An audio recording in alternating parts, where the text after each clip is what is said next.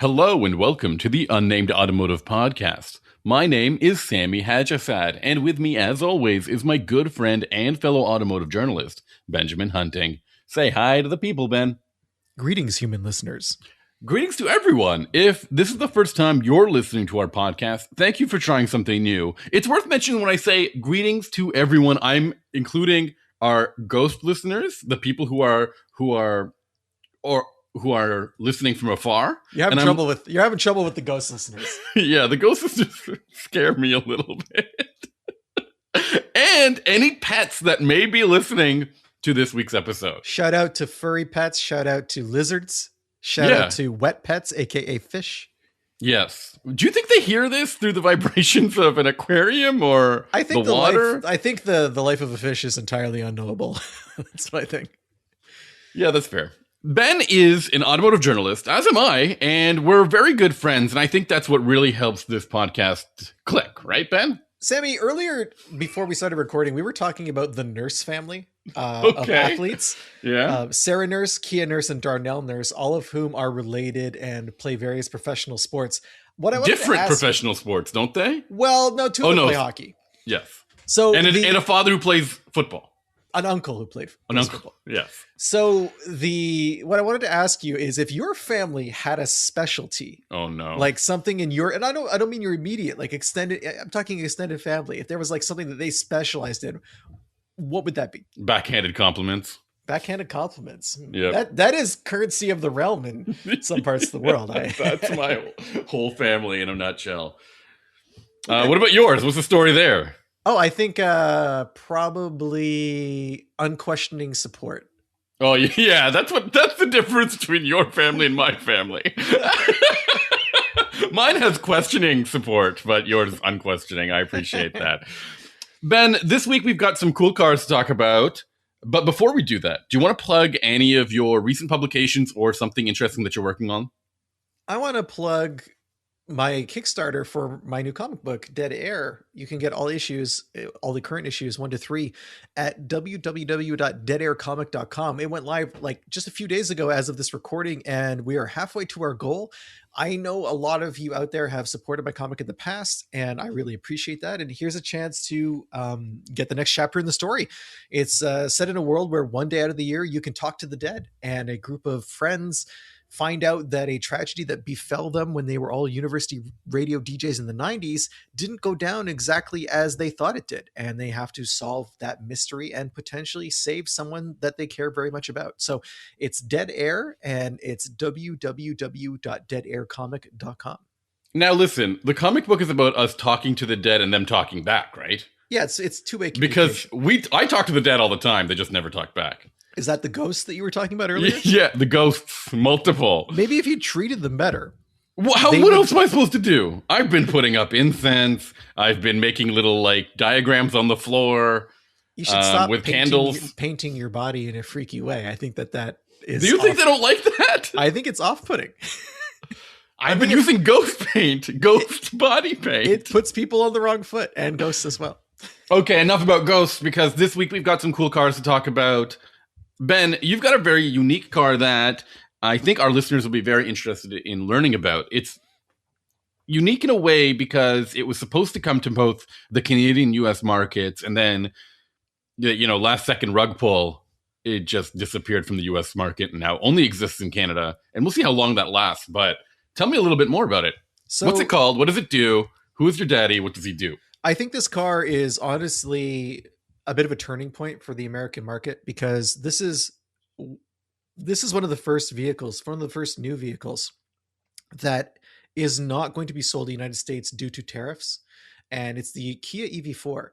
And the reason I feel it's a bit of a turning point is because right now, the way the United States is approaching its, I would say, trade and its automotive industry specifically from like a regulatory standpoint, EVs are no longer something that are important for the federal government.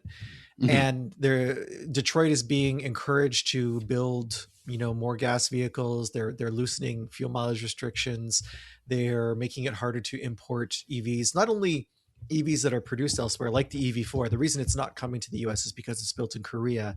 The reason other EVs from Kia are still available is because they are built in the United States. You'll notice the EV6 is still on sale. Mhm. That's built in the US, but the EV6 GT, which is the high performance version, is no longer available there because that one was still built in Korea.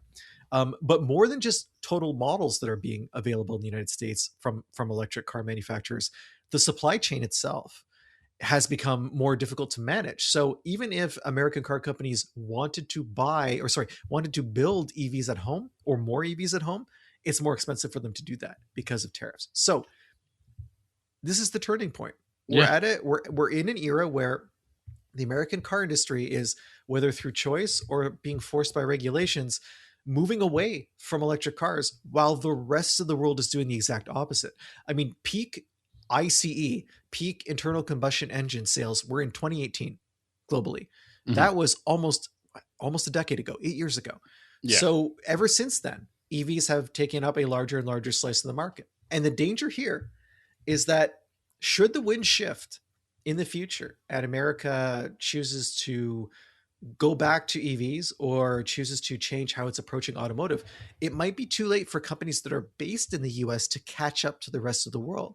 And it could seriously harm the American auto industry. Yeah, I think that's a really important set of binoculars you've got, because the rest of the world is emphasizing, I would say, fuel efficient and electrified vehicles. Not necessarily all full EVs, but like plug-in hybrids and hybrid vehicles as well. I know you did say that they're being, like, North American companies are being encouraged to make more combustion engines. I don't know if they're being encouraged to. Oh, they're definitely being encouraged to. Or they're just being decentivized. They're being encouraged by the fact that there's no longer any type of federal tax benefit for buying EVs. Mm-hmm. And there's no longer any the miles per gallon restrictions on cars are going away. So why would you not do the cheapest thing if you're a car company? I can tell you why. Yeah. You don't do the cheapest thing because you want to have a future. It sounds funny, but the reality is the future is expensive. And if you want to be in business 10 years from now, you're constantly investing in your company, whatever your company is. Mm-hmm. And the sad fact for American car companies is that the only place where they can sell the pickups and full-size SUVs that are the backbone of their profit center is America. Right. Those vehicles do not sell anywhere else. So focusing exclusively on those can take you out of the global game. And if you're out of the global game, you will get your lunch eaten by large companies that have stayed in the global game, mm-hmm. like Hyundai, like Toyota, like Mercedes-Benz. Like I'm not going to say BMW because they're not really a huge player. They're not a huge company, but these conglomerates that are operating in multiple markets, they're going to be able to just continue to develop cars that they can sell everywhere instead of just the US. And the problem is the US runs the risk of becoming an island where only a certain type of vehicle is sold. And that could be really rough as a foundation if you're a company that's based in America 10 years from now. Right. But, I've been hearing from a lot of people that fuel costs are going up. And you're hearing from a lot of people. Have you not looked out the window or bought gas yourself? You're like, actually, Sam, you heard a rumor that gas prices are high. Hey, you can't confirm. I'm trying to keep things on the DL here. I don't want to name anybody, but I've been hearing that it's $6 a gallon here where I live. Very pricey, and it's even more expensive in other parts of North America. Yeah. And I'm sure that customers are looking for, if they can't get, relief at the pump from the gas stations, they might consider like more fuel efficient vehicles too. It's weird that but that's what they want, but you can't get it. Yeah. Right? What if you can't buy them? Because the EV4 is exactly that, mm-hmm. and it's not available. So, okay, let's move on from the Did we talk that this is the EV4? Yeah. We're talking about the EV4. Ben spoiled it. I didn't spoil it. I introduced it about 5 minutes ago. Okay. There's also paying attention. I forget what you say. Telling you about gas prices. Yeah, they are blowing up my DMs right now, and I'm just just staring at it. There's also I think there's another Kia that is Canadian only coming called the EV5, which is more of like a. I think the EV5 is a full North America product. I don't think it's in the US, bro. I think it is. No. You know? No. I'm checking right now. Because like I said, the EV6 is built in the United States. Yes. Okay. In January, the EV5 might come to the US, even though it has been announced as America. It was Canadian only at first, but we don't have it here yet. Apparently it is. Apparently it's here somewhere. Somebody's been driving it. I thought I saw one the other day and it was just an EV9. You know what? That's true, because the EV9 hides its size really well, and I feel the same way. I'm like, that EV9 looks kind of small. Is that an EV5? And then I get up closer, and then people are like, leave me alone. Yeah. Okay, so talk to me about this EV4. Obviously, it's an all-electric vehicle.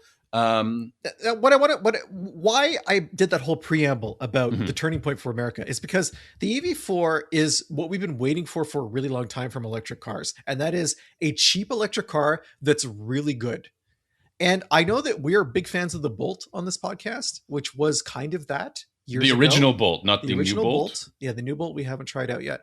But the EV4 is ahead of the current Bolt in pretty much every category: size, range, comfort, all of that stuff. And yet, in Canada, it starts at, like, including delivery, $32,000, which makes it 2/3 of the average transaction price in Canada, right? Yeah. I think it's 60,000. Maybe yes. that's half. So that's impressive. That right off the bat, that would be about 30 grand in the US. I believe that is a little bit more expensive than the Bolt. I think the Bolt starts at 27 before delivery fees. But again, this is a larger, more capable car with more range. What Hyundai and Kia have done is taken everything they know about how to make a great electric car we've seen in the Ioniq series of vehicles, the EV6, EV9, and they have shrunk it down. They've removed some of the more expensive bits that you don't necessarily need to still have a good experience, and then kept everything else that you do need to enjoy an electric car, and created a remarkably affordable package that performs really, really well. I'm so skeptical of all of this, and I don't know why. I don't know why either. It feels like you're glazing this car, and I want to know what the story is. I don't know what glazing means. You're just so stoked about it. And I am stoked about it. I knew nothing about it when it showed up, and after a week, I put 1,000 kilometers on it, and it never ceased to impress me. First of all, it's front-wheel drive only, single motor, 201 horsepower, 209 pound-feet of torque. Now, if you're paying attention to kind of compact cars in general, that is more than a lot of gas-powered compacts. It's roughly the same as what you would get from like a Honda Civic Hybrid, which has a little bit more torque. So it's not a high-performance EV in the sense that, you know, the Ioniq 5 was or the EV6 was. But it does have the instant-on torque. It is not very heavy, and it has a very aerodynamic shape. So you end up with a car that drives well. Acceleration is good. I think it's like 7.7 seconds to 60. That's perfectly acceptable for a compact car, you know? Yeah. But what's most important is there's 2 batteries available in Canada. The first one, 58.3 kilowatts. That's only on one trim, the entry-level trim. That gets you 240 miles of driving, I believe. 240 miles? Yeah. What is that in kilometers? I'm on it right now. I have it right here. 391. Yeah. So that's great. That's not outstanding, but that's good. That's usable every day. But every other trim comes with an 81.4 kilowatt hour battery. Holy moly, that's huge. Yeah. Holy cow, that's massive. Of that, it's 78 kilowatt hours are usable. And that gives you 552 kilometers in the most frugal trim. That is 350 miles, 340 miles. That is really good. Now, that doesn't always happen in the real world. Sammy and I just last week we were talking about the BZ and how I was getting something like 25 kilowatt hours per 100 kilometers, which was really not that efficient. And certainly not in keeping with what we expected from it. So I had a day last week where I recently had a roll bar installed in my Datsun, and we'll talk about that on another podcast. Do we have to? I'm joking. Wow, just take the wind right out of my sails. Just kidding. No, let's just pack it up. No. Just like the unnamed Sami Hajisat podcast. I'm joking. I'm joking. Of course, we want to hear, but actually, I know I've been watching this whole sway bar installation process on the way every home. day. On the way home, the electrical system in the car died. Yeah. And I had to get it towed. And this meant going back and forth to Montreal like 4 times. Brutal. In the Kia.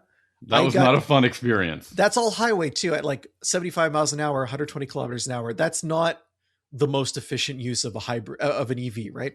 Mm-hmm. I got 17 kilowatt hours per 100 kilometers, which when you put it up against the battery, it makes it about, I think, 300 miles of range in the real world. That's really impressive. Yeah. Like, I could not get the number to go below. Like, I mean, I couldn't use more than 17. At some points I was at like 16.7, 16.8. That's a huge improvement over the BZ that I drove. Absolutely. And I never felt like I didn't have enough power. I never felt like the car wasn't comfortable. And this is like, on a full charge on that one day, I drove 400 kilometers without recharging, and I still had like 18% or 20% of the battery left. Like, this is with the AC going and that high speed. So the car has the goods. It does everything you need it to do, and it does not cost a lot of money. And I also want to point out, the vehicle I drove was the GT line trim, which is the highest trim level, which has large 19-inch rims, which is going to impact the range as well. Okay. So if I was on like a mid trim with the big battery, I would have gotten even better efficiency. This car never stopped impressing me. The interior is also good. It feels like pretty much any other EV from Kia. There's like rear seat heaters, ventilated seats up front. It's got decent infotainment. The trunk had enough room for like 3 checked bags on an airport run without any issues. I know Sami hates how this car looks. It is a very awkward looking car, especially the side profile. I think it looks cool. It looks ridiculous. It looks sweet. You're it looks wild. Different from other sedans, and that's what I like. How have you done this to yourself? What are you talking about? It's so weird. Yeah, I like weird cars. The Ioniq 6 is like my favorite EV style. Ioniq 6. This looks worse than an Ioniq 6. Okay. I don't know. That's my take. Sorry, I've already bought one. So and it's on its way to your house. Look under your chair. Look under your chair. There's keys to the Ioniq 6. Stop it. How to get in your house the same way I got in last time. We need to get rid of that rock with the key in it. Yep, it's too obvious. Okay, keep going though. So I think it looks weird good. Looking. Sami hates it. It's practical. It's efficient. It's big inside. Yeah. It's everything you need in a car. Period. Like no preface there. No for an EV. You know, like there's no need to justify or append or whatever. This is a good car. It is a cheap car. It's actually, I think, the cheapest EV in Canada. And this is the point we're at now where finally enough technology has trickled down. Production costs are low enough where we can get a car that covers all the bases, is affordable for pretty much everyone. And the fact that it's an EV is just kind of an aside. You know what I mean? Like, and these cars are going to keep coming and they're not going to stop, except in the United States. Yeah. And you gotta be real with everybody here. No, but that's the problem, because these are really great vehicles. This is the first of a cavalcade of this kind of thing. And they're not going to happen in the US. And it's going to hurt customers in the US, and it's going to hurt the automotive industry as a whole in America, I think. One other thing I want to talk about with the car, one of the other ways they help keep costs down, this does not have the 800 volt architecture that is found in so many other Kias and Hyundais. It has interesting. 400 volts. The charging is capped at 125 kilowatts. So that is an area where they were able to save some money. And I think in the real world, like I plugged in at a public charger because when I picked up the car, the battery was quite low. And I got it up to like 38 kilowatts or something. It was not a great charger. It was Flow. Shout out to Flow, a company that has never not let me down when I am charging on the road. At home, it charges just fine. And I think that's how most EV owners charge. So I don't really think there are that many instances where you're going to be surpassing 125 kilowatts in the real world. unfortunately, because especially in the US, infrastructure is not that great for EV charging right now. So that Okay. does not, for me, that's not a big problem. But it is a smart way for Kia to cut costs and keep this vehicle affordable. How interesting. So this is a car that competes. I mean, first of all, the really interesting thing to me about the EV4 is that it is not really an Ioniq 6 equivalent, is it? No, not at all. And we've talked in the past about how Hyundai has done, in particular, Mm-hmm. has not followed the styling trends of other automakers that try to make all of their electric vehicles look the same. I Okay. think if you look at Hyundai and Kia, every single one of their electrics has a distinct visual identity. And I think if you put this beside an EV6, you will see family resemblance, but they're nowhere near being the same car. Okay. So that's what one of the things that really like it feels so much more unique than any other. Like usually I'm used to seeing something related to like Kia and Hyundai. They typically do not have a lot of exclusive like cars or platforms or technologies.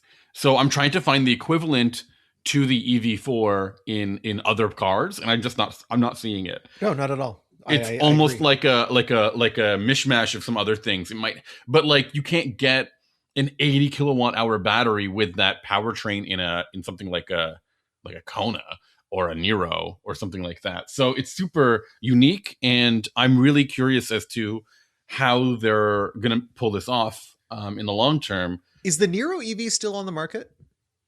I thought so. I I don't thought know that they why. had taken it off and kept the hybrid I because thought the Soul EV they took off the the market Soul for EV has sure. been gone for quite a while. The Yeah. reason I ask is because what you were just saying had me thinking like, okay, so if you're a Kia dealer, Hmm. what do you do now that you have this EV4? Like, is it going to start taking, as you mentioned, if you have a Kona and it's really good, or sorry, if you have a Kona that is your entry level EV and it's more expensive than this new entry level EV, then what's the deal, right? Yeah. What is the Like, deal? what do You you tell do? me. Well, that's what I'm saying. Like, that's why I don't think that there is a I don't think that the Nero is electric anymore. Okay. Yeah, I'm looking at it Um, right now, and they only have 2025s on the website, and they have a hybrid and a plug-in hybrid. No more Kona, no more Nero EV. I think there was a Nero EV, right? I'm not crazy. I think there was a Nero EV. Yeah, and I think they kept the Kona EV and not the Nero one. Although if you go to Kia.com, they apparently have it. So in the US, did they just It's like shadow launched. It's like not maybe really they there. just maybe they just pulled it in Canada because they had the EV4 coming. I wanted to ask you more about this. Is it so again? Like EV cars are like in a particular, and I would call this more of a car than like like I don't know, a hatchback or a notchback or a. It's totally a And car. It's it's a not a sedan. crossover, It's a right? sedan. It's not even a hatchback. Um, they're It's very a I rare. guess a fastback you would call it because it has that like notch trunk. Okay, I That had more to looks like say. it looks like a Nero EV is announced on the Kia Canada website. This is funny. If you click on the regular build for the Nero, you only get hybrid and plug-in for 2025. If you go deep into the Nero into the electric car section, you can get all three. So I have to Well, take back everything I said. It's still there. tell me more. Is this like a recommendation in your 100%. books? This is a recommendation. Oh, okay, the base Nero EV is like more expensive than the base EV4. That's interesting to me. This is a recommendation for me for anyone who is looking for a new car, not Mhm. just a new electric car. I think this is a good commuter car for everybody. Um, this is a strong recommendation for me. I was surprised. I expected to get into this car and find cost cutting and Yeah. find this is a car that's just, hey, people wanted a cheap EV, so here's your cheap EV, and I hope you like it. You know what I mean? Like they don't need to cater to people who are desperate for something affordable and electric. But this is a car that is good all around.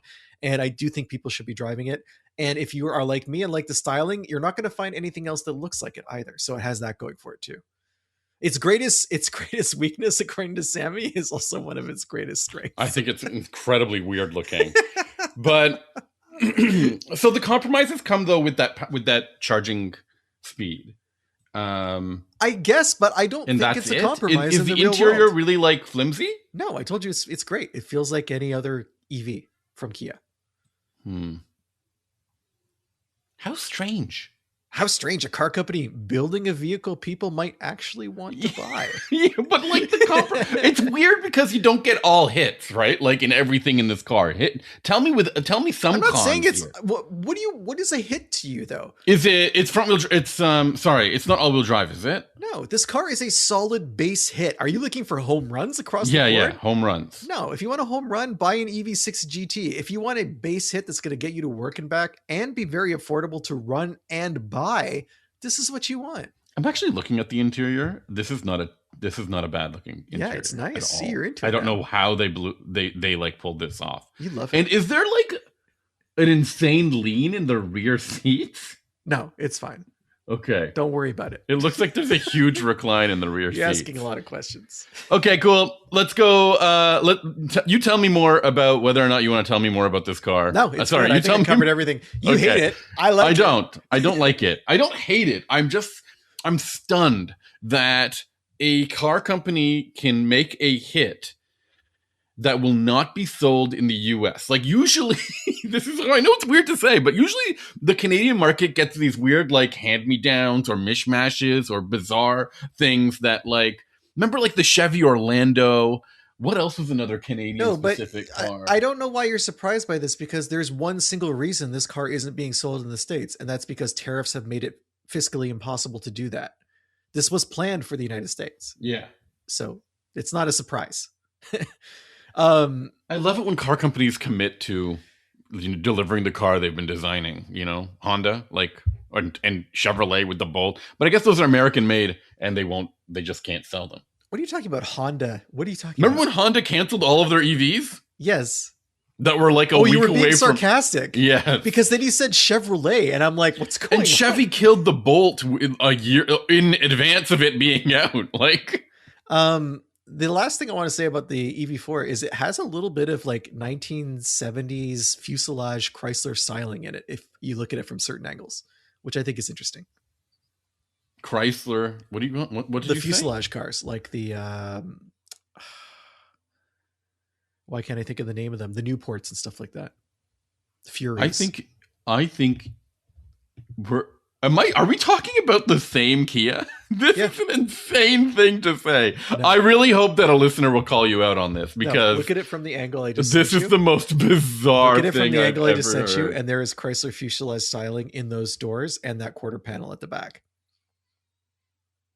Okay, let me check. Your typing is so loud. What? I don't see nothing. I don't see anything here. All right. Moving on. This is such a weird looking car, man. I love those wheels though. Those are weird in the right ways. See, you're unpredictable. Yeah, I am. Okay.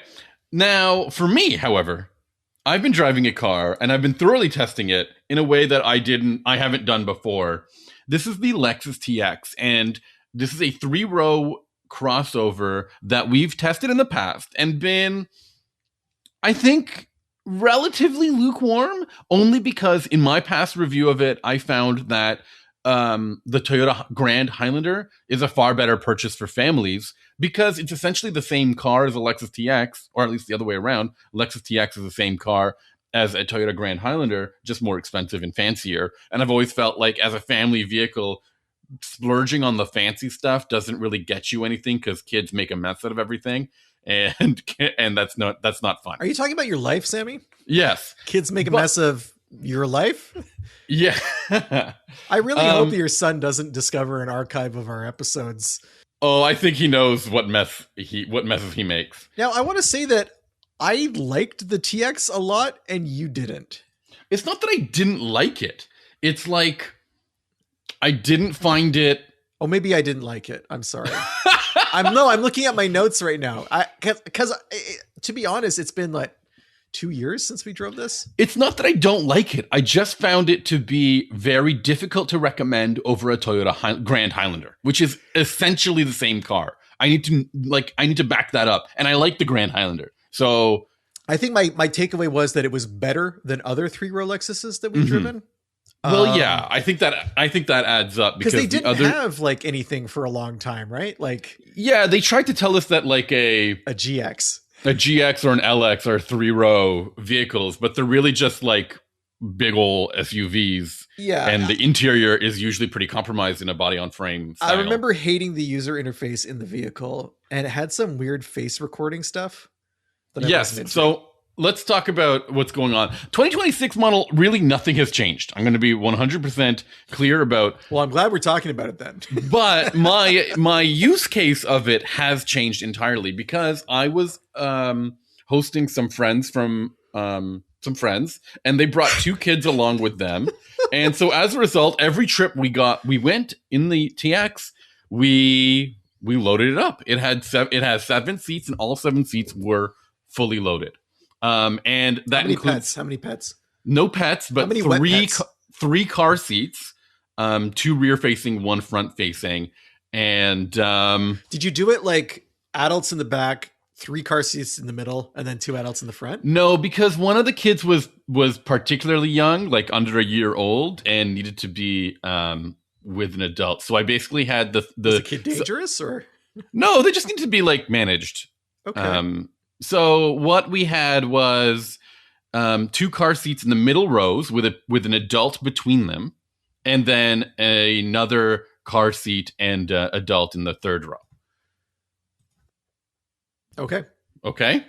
Now, typically that's a pretty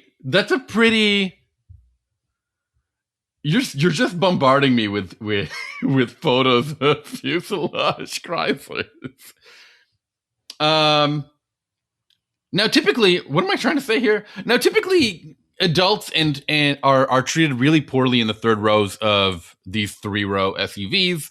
The friend of mine that was sitting back there was pleasantly surprised and happy with the space back there. I don't think I could last for some of the road trips that I took them on back there, but I think maybe our heights are different. So I think if you're under 6 feet, that might work for you in the 3rd row. Wow. But if you're over that, it's a tough go. The other thing I wanted to point out is getting into the 3rd row when a car seat is installed. I thought we've made some progress in this area because some 3 rows, like I think the Pilot, I might be mistaken, but it might be the Pilot or maybe the Palisade, have a button that will lean the 2nd row seats a little bit forward, like hinging them at the bottom of the car of the bottom of the seat of the 2nd row, allowing a little bit more flexibility to get into the 3rd row. The TX did not do any of that. The way it wants to allow for 3rd row entry is to fold the seat back forward and move the seat forward, and it can't fold anything when there's a car seat there. So you just have to rely on the sliding mechanism in order to get in the back. So it's not like as advanced as other 3 rows that I've been in terms of getting into the 3rd row. And it's also worth pointing out that there's not a lot of we've mentioned this before, but like 3-row vehicles, whether or not an entertainment system is a useful function in 3-row vehicles, especially when you're going on road trips, especially when they're loaded up with 7 passengers. This doesn't have any cameras or any screens in the back. There are a lot of USB cables for people to charge their devices, even in the 3rd row.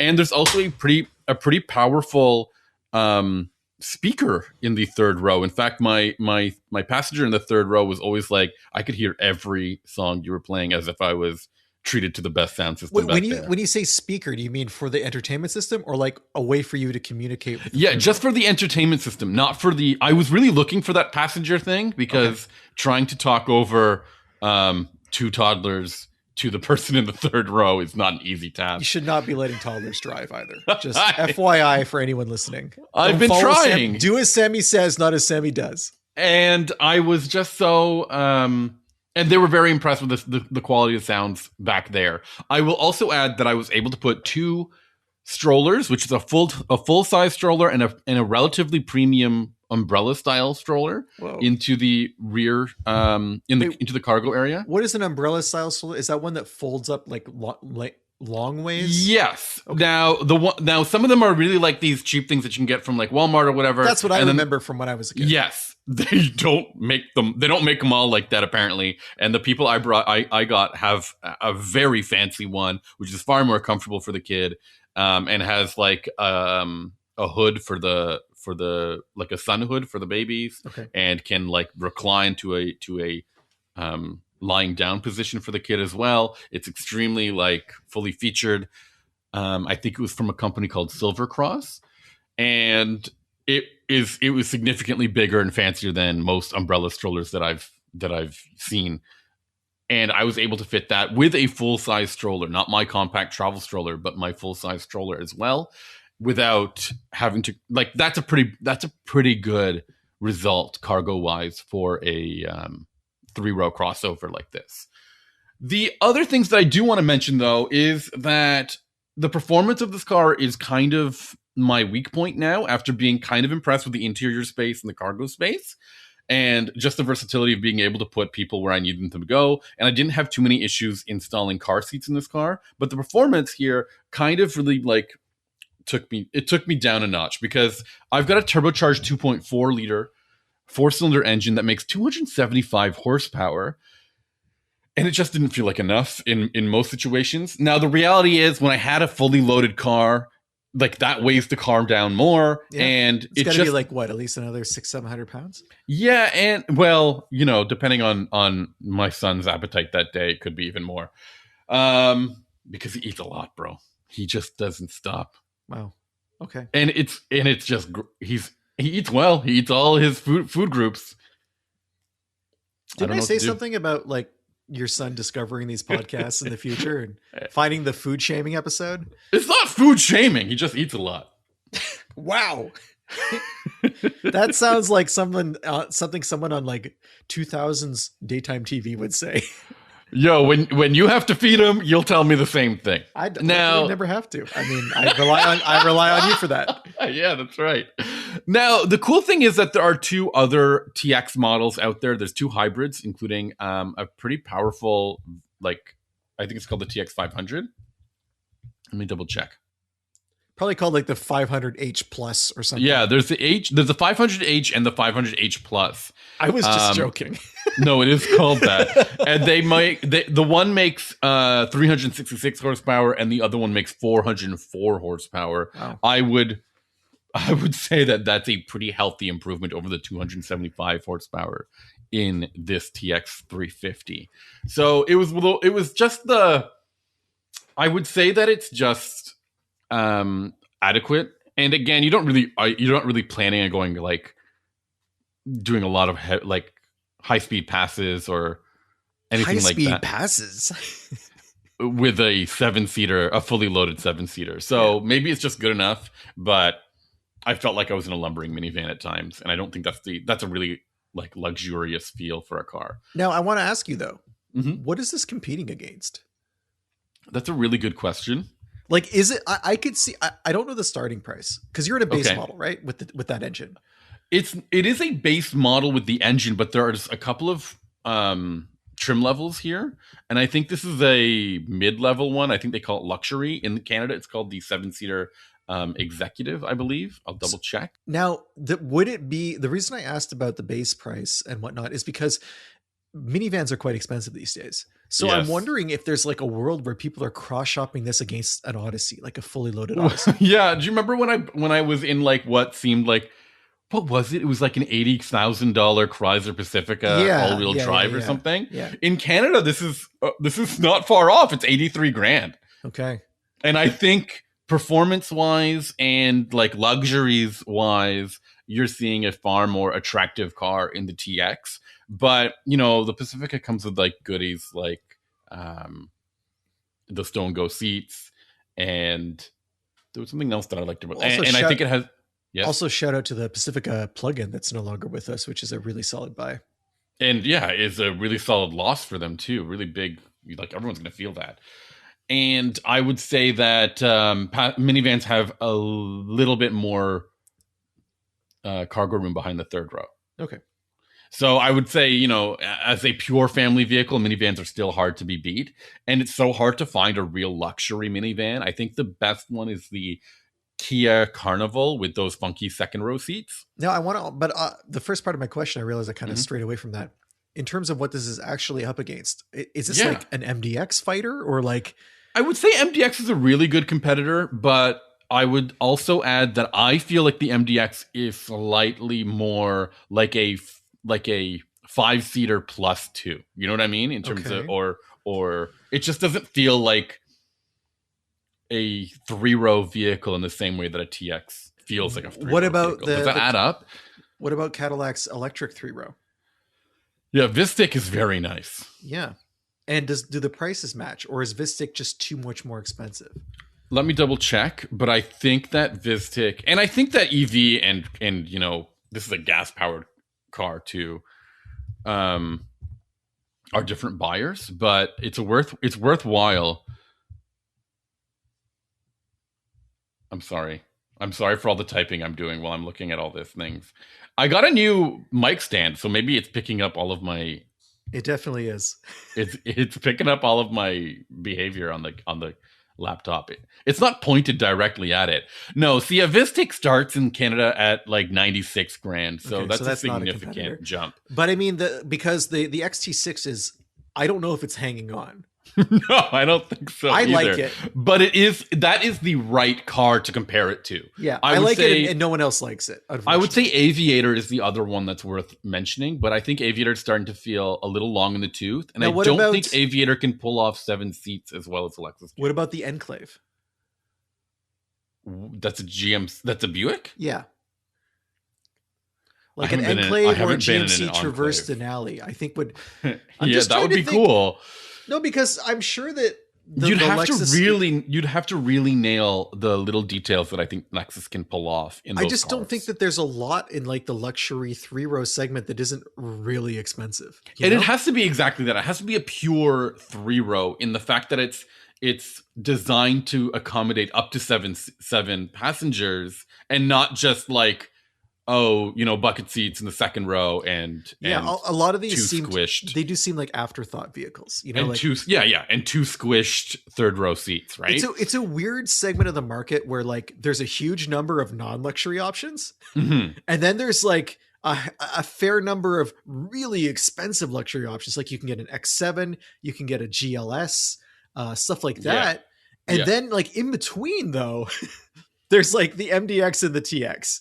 And then the GV80, I think, is also in there, but it's not. It fails your definition of has to be designed for a 3-row. I don't think that's fair. I don't think it was really intended for that. Do you think that I don't know. I think the last time I was in a GV80 3-row was like a couple of years ago, and I didn't I don't think I had kids then, so I don't think I was really testing the third row as thoroughly as I am now, but. It was spacious, but I think you're right. You don't want those, like, sometimes the third row have these really, like, flat seats, and not just, like, the seat bottoms, but the seat backs. Yeah, fortunately, we see a lot less of that now, but there was a period where it was like you were folding up, like, a boat cushion for your back. Yeah. It was just bad. So, I'm just impressed that there is still I'm impressed that there is an ability for Lexus to accommodate a comfortable 3-row. But you did bring up a really important point, which is why is this such a rarity in the luxury market? And I just truly believe that family-friendly vehicles and luxury do not blend as nicely as the automakers think they would. I think they do, just not larger family vehicles. You know what I mean? And I guess I don't know. I think families, especially ones that need 7 seats. Okay, I'm going to stop you right there. Oh no! How many families need 7 seats?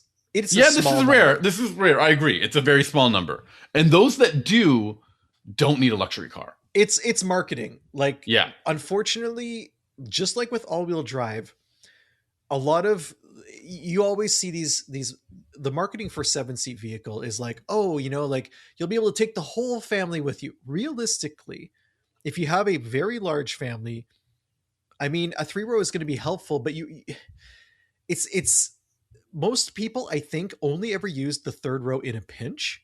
Mhm. And it's a lot of the time you'll see grandparents buying them so that when they visit the family, everyone can come out with them in the same vehicle. And then 90% of the time, those third row seats are never used because the vehicle was purchased for a rare use case that will happen, but will happen like a few times a year. And Mhm. that's why I say marketing has really kind of gotten our claws in about three row vehicles. Because if you have a large family, you probably have a minivan. That's Yeah. great. That's going to work. That's what you need, right? Yeah. And if you have any, and if you need more, you're going to get something like a full size SUV. But I think it's rare, and this is just an opinion here. I think it's rare that you will see grandparents buy a minivan so that they can accommodate their grandkids and their family, right? Right. They're going to buy a 3-row SUV because to them, they look at the minivan and say, well, I don't need all this space all the time. Why would I buy it? But they don't think that when they look at the 3-row SUV. It's a weird disconnect that exists in the market. I agree entirely. So I think that's the main reason is I think they're seeing the luxury 3-row in quotations as really a 5+2, right? And that's been working so well for so many other, or even a 4+2 with like those center buckets, which is those center buckets, so which really like just defeats the whole large. Well, if you want to be able to walk like from one end of the vehicle to the other, I guess it's good. Yeah. But that's all I've got to say about it. Anything you think I'm missing in terms of this coverage? I kind of asked you, but I didn't really ask you. Like, would you recommend this? And if not, what would you recommend in its place that's not a minivan? Okay, so the thing I would recommend before the TX 350 is a Grand Highlander, because when you get a fully loaded model, you're paying less money than the TX 350, and you're getting identical performance and pretty much this and practicality for the functionality part of a 3-row. Would I recommend another, if you need 7 seats, would I recommend another luxury vehicle that isn't a full-size SUV? I don't know. I don't think that's it. You're paying so much more for other things in those vehicles. Like if you opt for, let's say, a Navigator or a Escalade, you're getting probably a V8 or a turbocharged 6 in the Nav, and that's a lot of fuel that you're going to be using. But also those are so much bigger. Yeah. Like, that would be that's the thing to me about this. No, but I mean, like in a negative way too, though. Like there's a cost to having a vehicle that large that you don't incur when you have a TX, I think. Mm-hmm. I guess so. Yes, absolutely. And I mean, you know me, I live in a little bit more of an urban city, and so I have to. I mean, especially more than you, but now I live more in the city than I used to, and in the old city that I used to. And I find myself, really feeling, when I drove that Tacoma around town, I felt like uncomfortable in some situations. And that's supposed to be a mid-sized pickup truck. This is a 3-row, and I didn't quite feel that same pinch in certain parking lots. So there is a huge difference when you're talking about, truck sizes. I don't know. I think that if you're looking for pure 3-rows, this is it in that class. I might have to rethink. I'm really struggling to think off the top of my head what other ones. But you're right when you brought up the Enclave and the GMC equivalent. Terrain. Isn't it the Terrain? No, it's not. I don't think Terrain. Acadia. Acadia, right? Yeah, that's right. Sorry, I was wrong earlier. And Acadia is not an attractive. I mean, I don't know if they've made it nicer since the redesign. You heard it here first, folks. Why do you call me out on my design preferences? I don't know. You're really just batting 1,000 with your diss takes on designs today. Any other shapes you want to crap on before you wrap things up? Yeah. Trapezoids. What's up with those? SUV coupes. What's the deal? Anyways. Sami, if people want to tell us what shapes they hate, how can they reach out? Well, yeah, if you either agree or disagree with Benjamin's no, it doesn't even have to be that. Don't bring me into design preferences on the Kia EV4, you need to hit us up. I suggest you go to our website, unnamedautomotivepodcast.com. There's a contact form there. You fill it out. It lands in our inbox. We talk about it. We love it. You can also email us the old-fashioned way. The email address is benjamin@benjaminhunting.com, or you can reach out to us on social media. You would probably get the most success if you reach out to us on Instagram, I'm at Sami _ ha, like you're laughing. And Benjamin is at Hunting Benjamin. Sami, what are you going to be talking about next week? I believe I've got a Jeep Grand Wagoneer next week. Which engine in that Jeep Grand Wagoneer? I think it's a 6-cylinder. I am going to be talking about the Subaru Crosstrek Hybrid, Sami, which has the e-Boxer engine. Let me make sure now you scared me about this performance. Yeah, I've got the Hurricane. Okay. I think it's all Hurricanes now. I think it's all Hurricanes all the time. But there are multiple tunes for that engine. And for a while, I think like the Wagoneer had the low tune and the Grand Wagoneer had like the 500 horsepower tune. I don't know if that's still the case. I have a weird one that's in between those two figures. Is that weird? Wow. 420 horsepower. That's the low tune. Okay, well, I'm pretty sure. Well, I didn't know that because I know the branding for a Grand Wagoneer has gotten really complicated. I cannot follow the trims anymore. I think is Wagoneer gone? Isn't it just I'm Grand Wagoneer sure only? It's gone. Yeah, because they came out. We gotta talk about this next week. Ben, you're doing this. Wagoneer No, stop S. it. Stop it. Thank you, everyone, for listening. We'll talk about it next week. Bye.